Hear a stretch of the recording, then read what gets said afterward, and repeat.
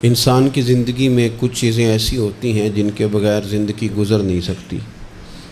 اتنی دیر تک جتنی دیر تک وہ چیز اس کے پاس موجود ہوتی ہے اسے نہ اس بات کا ادراک ہوتا ہے نہ احساس ہوتا ہے، لیکن جب وہ چیز اس کے پاس سے رخصت ہو جاتی ہے، اس کے پاس کسی وجہ سے خدا نہ خواستہ وہ چیز موجود اور محفوظ نہیں رہتی، پھر اسے احساس ہوتا ہے کہ ایک بہت بڑی نعمت تھی میرے پاس، وہ مجھ سے چلی گئی۔ ہماری زندگی کے اندر بہت ساری ایسی چیزیں ہیں کہ اگر وہ ہم سے رخصت ہو جائیں، خدا نہ کرے، تو پھر ہمیں بڑی شدت سے احساس ہوگا کہ یہ نعمت کتنی بڑی ہے۔ آپ قوس و قزح کے رنگ دیکھتے ہیں، دھوپ اور چھاؤں میں لوگوں کے چہروں کو ملاحظہ کرتے ہیں، آپ اپنے بچوں کو محبت کی نظر سے دیکھ کر دل کو ٹھنڈا کرتے ہیں، آپ اپنے ماں باپ کو محبت کی نظر سے دیکھ کر کامل حج کا ثواب حاصل کرتے ہیں، قرآن مجید کی زیارت کر کے آپ اپنے دل میں بہت سارا سرور محسوس کرتے ہیں، لیکن یہ ساری نعمتیں اتنی دیر تک آپ کے پاس ہیں جب تک آپ کے پاس آنکھ کی نعمت موجود ہے۔ اگر یہ رخصت ہو جاتی ہے نا، اگرچہ اتنی ساری نعمتوں میں یہ ایک نعمت ہے، لیکن آپ آنکھ نہیں ہے تو آپ کو تو اپنوں کا احساس بھی نہیں، آپ تو اپنوں کے چہرے بھی دیکھ نہیں پائے۔ کوئی بھی نعمت جو آپ کے پاس ہے، آپ کبھی محسوس کریں کہ اگر اس نعمت کا وجود ہمارے پاس نہ ہوتا تو ہماری کیفیت کیا ہوتی۔ یہ سانس ہے، ہم دو دفعہ سانس کا استعمال کرتے ہیں، ایک دفعہ اندر جاتی ہے اور ایک دفعہ باہر آتی ہے۔ اگر اندر نہ جائے تو بھی مسئلہ ہے، چلی گئی ہے لوٹ کر باہر نہ آئے تو بھی بہت بڑی مشکل ہے۔ تو اس کا اندر اور باہر جانا یہ زندگی کا احساس ہے۔ اگر کبھی سانس اکھڑنے لگے اور آپ کے سینے میں آپ کی سانس اٹکنے لگے تو ایک بہت بڑی تشویش ہے، ایک بہت بڑی آکسیجن ہے، پوری طرح سے انسان کو قید کر دیا جاتا ہے، اور وہ کہتا ہے کہ میرا تو سارا وجود سلامت ہے، ہاتھ کام کر رہے ہیں، پیر کام کر رہے ہیں، آنکھیں کام کر رہی ہیں، زبان کام کر رہی ہے، سب کچھ ٹھیک ہے، صرف سانس اکھڑ گئی ہے۔ تو انسان محسوس کرتا ہے کہ یہ ساری چیزیں سلامت ہونے کے باوجود میرے کسی کام کی نہیں۔ آپ کے پاس جتنی بھی نعمتیں ہیں ان کو اگر آپ شمار کریں تو کبھی آپ کہیں گے کہ ساری نعمتوں میں آنکھ زیادہ ضروری ہے، کبھی کہیں گے کان زیادہ ضروری ہے، کبھی کہیں گے زبان زیادہ ضروری ہے، کبھی کہیں گے دل زیادہ ضروری ہے، کبھی کہیں گے روح زیادہ ضروری ہے، لیکن میں آپ سے عرض کروں ان ساری چیزوں کے بغیر گزارا ہو سکتا ہے، رسول کائنات کی غلامی کے بغیر گزارا نہیں ہوتا۔ کیوں؟ اس لیے کہ اگر حضور کی شفقت نہ ہو، نبی پاک علیہ السلام کی رحمت نہ ہو، وہ ابن القیم نے ایک جگہ پہ کہا تھا کہ یہ حضور نے ہمیں انسان بنایا ہے، یہ نبی پاک علیہ السلام نے انسانیت کے اسباق پڑھائے ہیں، اخلاقی رویے کیا ہوتے ہیں حضور نے بتلائے ہیں، اگر حضور کا کرم نہ ہوتا تو انسان ایک دوسرے کو کاٹ کے کھاتا۔ یہ حضور نے بتلایا ہے کہ تم نے کس طرح زندگی کو گزارنا ہے۔ محبوب کریم علیہ السلام کا وجود نور ایک ایسی چیز ہے کہ اگر وہ کائنات سے معاذ اللہ سائڈ پہ کر دیا جائے تو اس کائنات کا قائم رہنا کسی صورت بھی ممکن ہے ہی نہیں۔ اسی لیے تو اقبال نے کہا تھا کہ ہو نہ یہ پھول تو بلبل کا ترنم بھی نہ ہو، چمن دہر میں کلیوں کا تبسم بھی نہ ہو نہ یہ ساقی تو پھر میں بھی نہ ہو، خم بھی نہ ہو، اور بزم توحید بھی دنیا میں نہ ہو، تم بھی نہ ہو۔ وہ بڑی بات کہہ گئے ہیں، میں نے بھی اس کو کوئی نہیں کھولنا، کہتے ہیں بزم توحید بھی دنیا میں نہ ہو، تم بھی نہ ہو، خیمہ افلاق کا استادہ اسی نام سے ہے، اور نبض ہستی تپش آمادہ اسی نام سے ہے۔ تو اقبال پھر ہمیں کرنا کیا ہے؟ کہنے لگے کرنا آپ کو یہ ہے کہ قوت عشق سے ہر پست کو بالا کر دے اور دہر میں اسم محمد سے اجالا کر دے، یہ کرنے کا کام ہے۔ اس رستے پہ آپ چل پڑیں میرے بھائی۔ پہلی امتوں کے آپ تذکرے پڑھ لیں، کتابوں میں موجود ہیں، سورہ اعراف کو دیکھ لیں، اس میں بہت ساری چیزوں کا تذکرہ کر دیا گیا ہے، اور بھی قرآن مجید کی بے شمار صورتیں ہیں، آپ ان کو دیکھ لیں، اس پر غور کر لیں۔ جب قومیں نہیں مانتی تھی، انکار کرتی تھیں، تو اللہ تبارک و تعالیٰ انہیں تباہ کر دیتا تھا۔ بات نہیں مانی، ختم ہو گئی۔ ایک مقصد ہے نا جس کے لیے کسی چیز کو بنایا گیا ہے، تو مقصد تخلیق انسانیت کیا ہے کہ وما خلقت الجن والانس الا لیعبدون، جنوں اور انسانوں کو اللہ نے اپنی عبادت کے لیے پیدا کیا، اور ان کو جب عبادت کی دعوت دی گئی، جب انہیں پیغام دیا گیا اللہ تعالیٰ کی توحید کا، انہوں نے نہیں مانا، تو جس مقصد کے لیے بنایا تھا جب اس طرف ہی نہیں آئے۔ یہ پنکھا لگایا جاتا نا ہوا کے لیے، تو اگر پنکھا ہوا نہ دے تو اس کا کوئی چھت پہ کام ہے؟ اس کو اتار کے تو آپ سکریب والے کے پاس بھیج دیں گے، بھئی ختم ہو گئی بات۔ تو مقصد جو تھا نا اللہ کی عبادت تھی، تو جب قومیں اللہ کی عبادت کی طرف نہیں آئیں تو اللہ نے انہیں تباہ کر دیا اور صفحہ ہستی سے مٹا دیا۔ اللہ تعالیٰ کے پیارے محبوب علیہ السلام نے کفار مکہ کو، قریش کو، عالم عرب کو، عالم انسانیت کو دعوت دی، وداعیا الی اللہ باذنہ وسراجا منیرا۔ اس منصب پر فائز ہو کر حضور نے دعوت دی۔ جب انہوں نے دعوت کا انکار کیا، حضور نے انہیں عذاب سے ڈرایا، اللہ کے عذاب سے، چونکہ حضور نذیر ہیں۔ انہوں نے یہ کہا کہ اگر آپ کہتے ہیں نا کہ ہم پر عذاب آئے گا تو پھر آپ وہ عذاب لے آئیں، ہم پہ آئے۔ جب کوئی آدمی منہ سے تباہی مانگے، جب کوئی شخص اپنے منہ سے یہ کہے کہ کر لیں جو ہوتا ہے معاذ اللہ، تو اگر تو سامنے والا کمزور ہو تو شاید وہ کچھ نہ کر سکے، لیکن یاد رکھنا کئی دفعہ کمزور ہوتا ہے تو کچھ نہیں کرتا، تو کئی دفعہ مہربان بڑا ہوتا ہے، رحمان اور رحیم کئی دفعہ کرم نوازی کرتا ہے۔ جب انہوں نے کہا نا کہ لائیں وہ عذاب ہے محبوب جس کا آپ وعدہ کرتے ہیں، تو اللہ نے کیا فرمایا؟ فرمایا وما کان اللہ لیعذبہم وانت فیہم۔ محبوب رب کی یہ شان ہی نہیں کہ انہیں عذاب دے، کیوں؟ اس لیے کہ آپ ان کے درمیان موجود ہیں۔ اے محبوب علیہ السلام، اللہ کی یہ شان نہیں کہ انہیں عذاب دے اس حال میں کہ آپ ان کے درمیان موجود ہیں۔ آپ میری بات کو سمجھیں گے، غور کریں گے کہ کافروں کے درمیان اگر حضور موجود ہوں تو عذاب نہیں آتا، تو قیامت میں جب حضور مومنوں کے بیچ موجود ہوں گے، مجھے کہہ لینے دو نا کہ اساں جہاں گناہیاں دا جدوں اعمال نامہ پھرول ہوئے، پھر ذرے ذرے نے سامنے آ جانا ہے، جو جو منہ تھی بولیا بول ہوئے، اساں بھی کول حضور دے بیٹھ رہنا ہے، لکھ عمل ترکڑی تول ہوئے، او دے کولوں بھی رب نے حساب لینا ہے جیڑا بیٹھا ہی محمد دے کول ہو صلی اللہ تعالی علیہ وسلم، او دے کولوں بھی رب نے حساب لینا ہے جیڑا بیٹھا ہی محمد دے کول ہوئے، جس کو کہتے ہیں قیامت حشر، جس کا نام ہے، جس کو کہتے ہیں قیامت حشر، جس کا نام ہے۔ تیرے دیوانوں کے لیے وہ دن تو جشن عام ہے، زیارت ہوگی نا حضور کی، تیرے دیوانوں کے لیے وہ دن تو جشن۔ اور ایک شاعر نے اور بات کھول دی، کہنے لگا ہر نظر کانپ اٹھے گی محشر کے دن، خوف سے ہر کلیجہ دہل جائے گا۔ اچھا جی پھر کیا ہوگا؟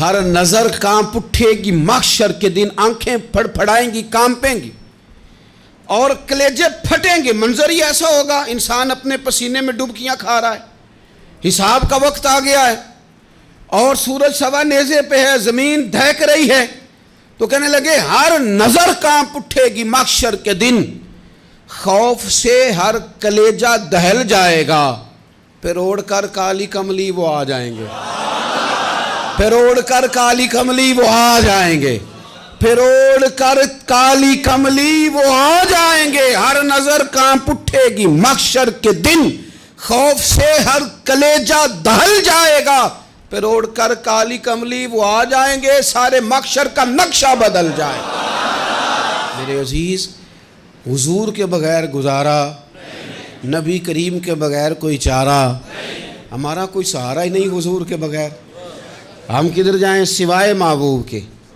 اس لیے نا صحابہ اس بات پر مطلع ہو گئے تھے، وہ نا بڑی بڑی دھیمی دھیمی باتیں پوچھتے رہتے تھے، اطلاع مل گئی تھی نا کہ اصل کرنا کیا ہے، تو جو رازدار لوگ ہوتے ہیں نا وہ پھر دھیمے دھیمے راز کی باتیں کرتے ہیں، حضرت انس بن مالک حضور کے خادم تھے، اماں نے دے دیا تھا حضور کی بارگاہ میں، کہتے ہیں میں 10 سال مدینے میں حضور کی نوکری کرتا رہا، تو قریب سے دیکھا تھا نا سارا کچھ، بہت ساری احادیث ان سے مروی ہیں، بڑی چیزوں کو دیکھا تھا، تو ہم سیاڑے ہو گئے، باتیں سمجھ گئے، قریب رہنے والے لوگ تو قربان پچھانن والے ہیں، تو گل جان گئے گل کھول دے نہیں، تو قریب پہنچ گئے تھے نا، تو سمجھ آ گئی تھی بات کی۔ تو ترمذی میں موجود ہے، ایک دن حضور سے پوچھتے ہیں یا رسول اللہ قیامت والے دن آپ کو کہاں تلاش کروں؟ یعنی حضور علیہ السلام سے پوچھتے ہیں حضور میں نا قیامت والے دن، بھئی بات تو یہ نا کہ اعمال ٹھیک کیا جائے، معاملات پر توجہ دی جائے، عبادات کا خیال کیا جائے، جو ہمارے ذمے ڈیوٹیاں ہیں وہ پوری کی جائیں، تو وہ کہتے ہیں حضور وہ قیامت والے دن کہاں تلاش کروں؟ تو حضور نے بھی نہیں فرمایا کہ تو اعمال ٹھیک کر، مجھے ڈھونڈنے کی کیا ضرورت ہے، کہاں ڈھونڈوں؟ تو حضور فرمانے لگے مسکرا کے فرمانے لگے، چونکہ قربان پچھانن والے ہیں، تو اے گل جان گئے گل کھول دے نہیں۔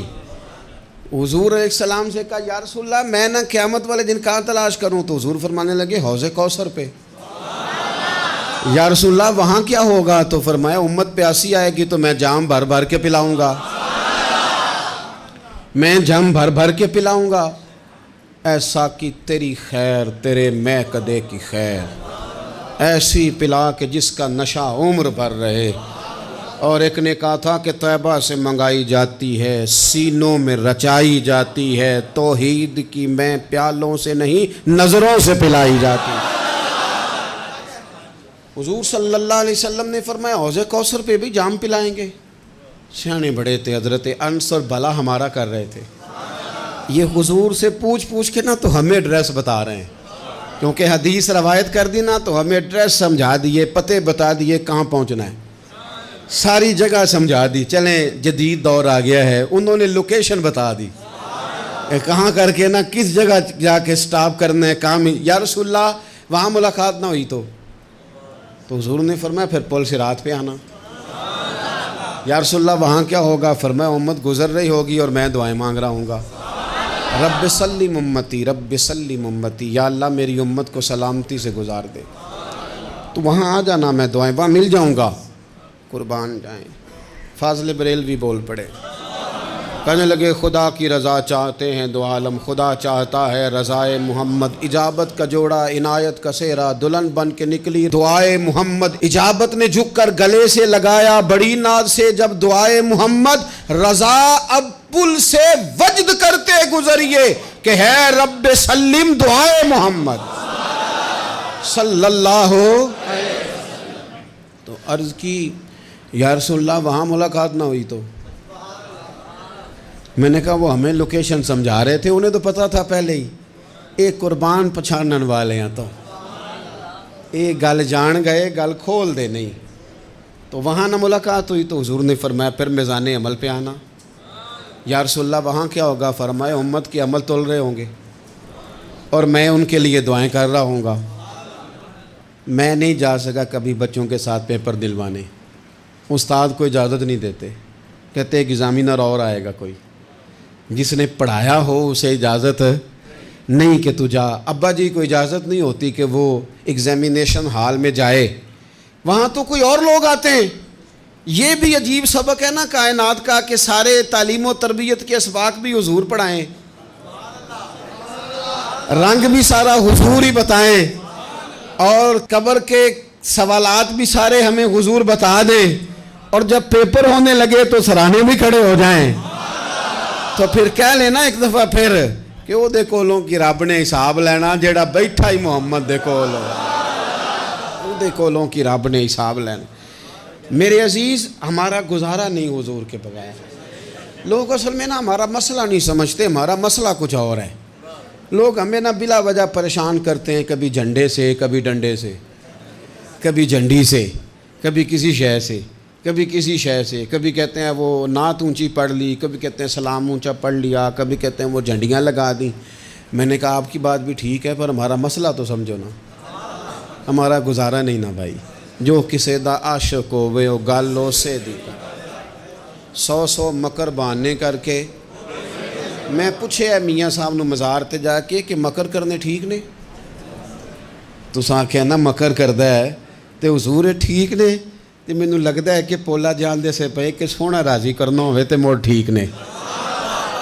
حضور نے ایک دن کہا تھا، حضرت ابو سعید خدری نے کہا یا رسول اللہ، آپ قرآن پاک کی تلاوت کر رہے تھے، قرآن پاک بڑا سونا پڑھتے تھے نا، تو نبی کریم نے سن لیا، اب کیا کریں، دلیل دیں گے تو بات مضبوط ہو جائے گی۔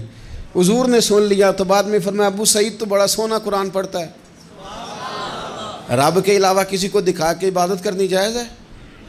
حضرت ابو سعید خدری کہنے لگے سن رہے ہیں، مجھے پتہ نہیں تھا آپ سن رہے ہیں، ورنہ میں نے تو اور بنا بنا کے پڑھنا تھا۔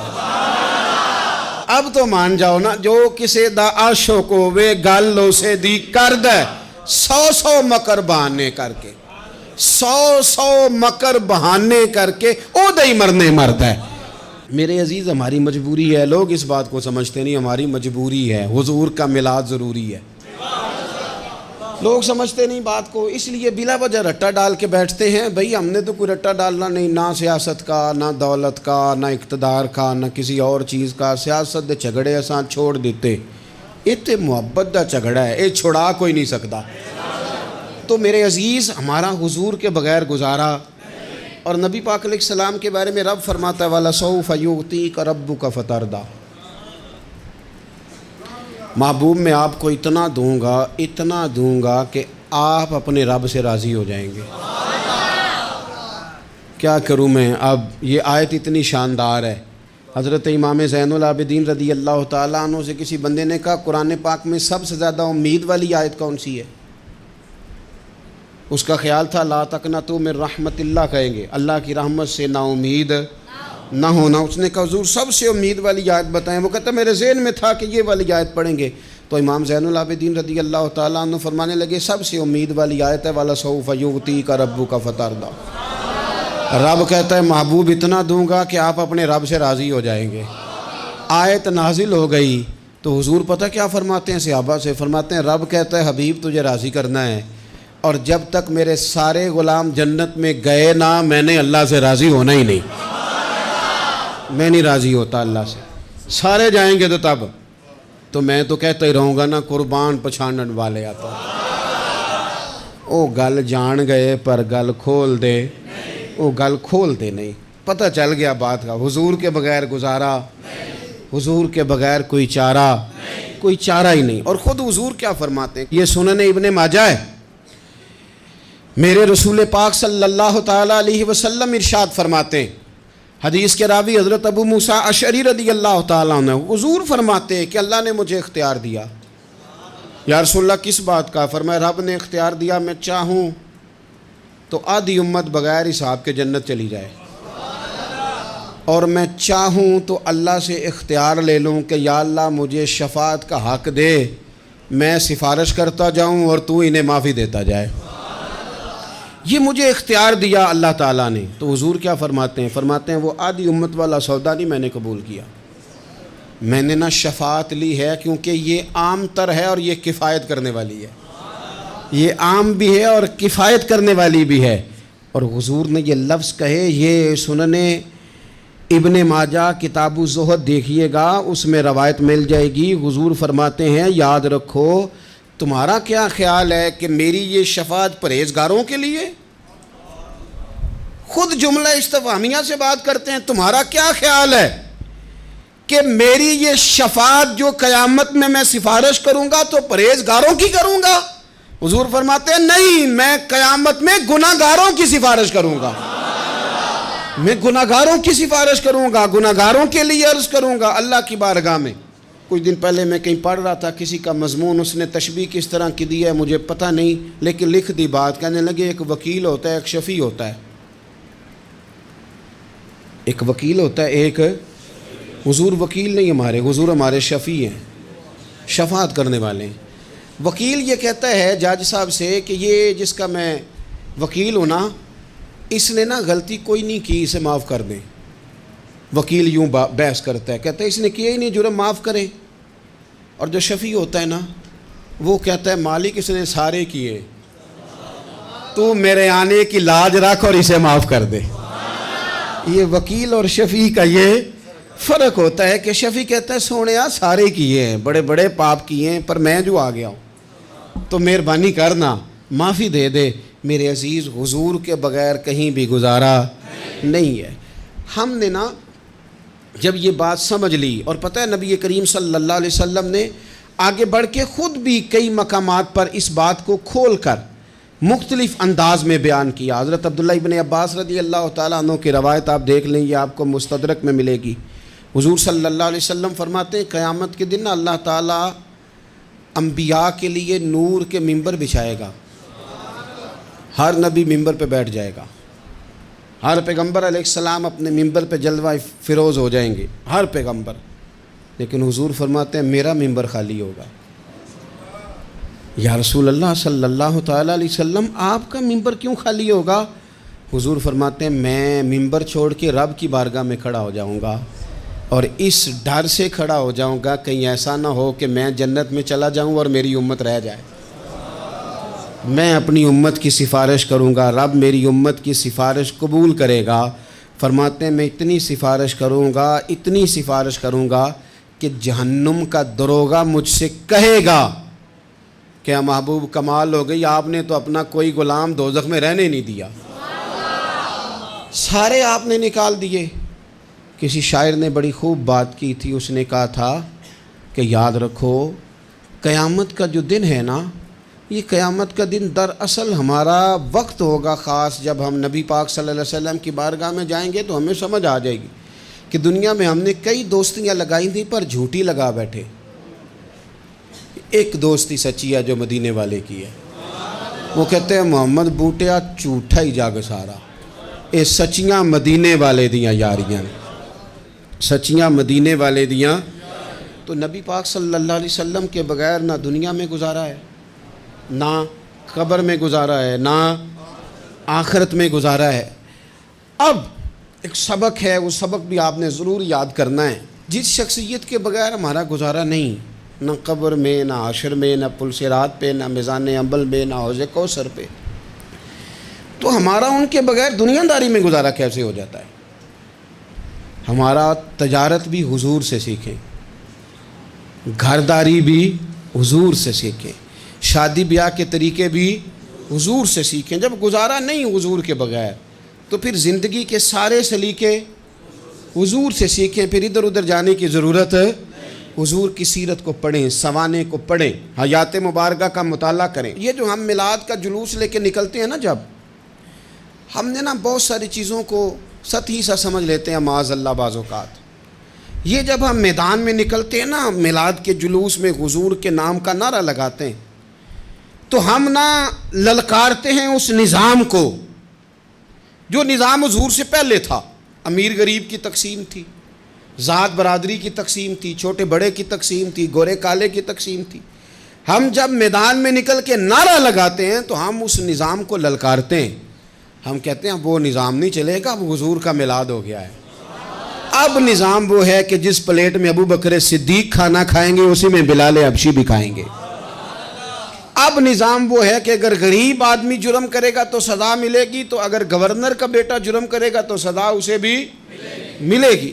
اب حضور کا نظام آ گیا، ہم اس نظام کی طرف بڑھتے ہیں۔ اپنے آپ کو حضور کے قدموں کی طرف مائل کریں۔ میلاد صرف 1 سے 12 ربیع الاول تک نہیں، میلاد سارا سال ہے، ذکر میلاد سارا سال ہے، میلاد کی محفل سارا، اور میلاد صرف مسجد میں نہیں، گھر میں بھی ذکر میلاد، دکان میں بھی ذکر میلاد۔ ذکر میلاد سے مراد حضور کی تعریفیں، نبی پاک کی شانیں، حضور کی باتیں، آ میرے دل آمنہ کے لال کی باتیں کریں، چہرہ والشمس کے اجلال کی باتیں کریں، اپنی طبیعتیں حضور کے ساتھ لگائیں، اپنے آپ کو حضور کے قدموں سے وابستہ کریں اور عشق کریں نبی پاک سے۔